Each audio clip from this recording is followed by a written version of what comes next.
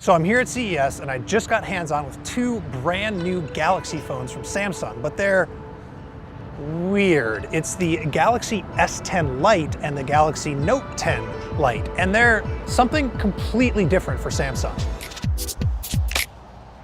So usually for Samsung, the S line and the Note line are their very high-end premium phones, and they take their low-end phones and call them A something or other, but this is different. It is a relatively low-end phone, but with the premium branding. It's also strange because Samsung literally just announced the next Unpacked event, where it's going to announce the Galaxy S11 or maybe the S20. The rumors are really weird right now. And they're also going to probably announce their folding clamshell phone. So that's really exciting, and it sort of took the wind out of the announcement for these light phones. But let's talk about them anyway.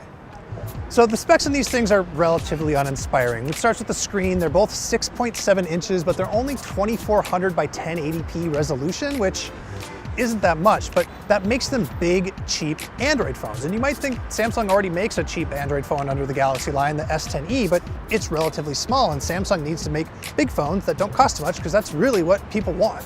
So that's one reason these phones are kind of weird. But the other reason is the cameras. And what is going on here? They're different on both phones. Let's start with the Galaxy S10 Lite. It has a 5 megapixel macro camera. That's cool. It also has a standard ultra-wide 12 megapixel camera. We like ultra-wide, that's cool. It has a selfie camera that is 32 megapixels. Okay, but then the main sensor is a 48 megapixel sensor with super steady OIS, and that's a first for Samsung, which doesn't make sense, except when they had super steady before, that just applied to video, and now it applies to also photos, and it might be built into the hardware. So completely new, completely different camera system for Samsung. Why that got introduced on the S10 Lite is beyond me. And then you get to the Note 10 Lite, and it has a completely different set of cameras. It doesn't have a macro lens, and it doesn't have the super steady OIS. So what is going on? All right, so why are these Galaxy phones? Yeah, I know that low-end phones are also called Galaxy. What I meant here was S and Note. I'm an idiot. I mean, Samsung also announced the A71, which spec-wise really isn't that different from these phones. Well, one reason I think is the processor. The Galaxy S10 Lite has a Snapdragon 855, which is right now one of the best you can get, and the Galaxy Note 10 Lite has a pretty good Exynos processor in it.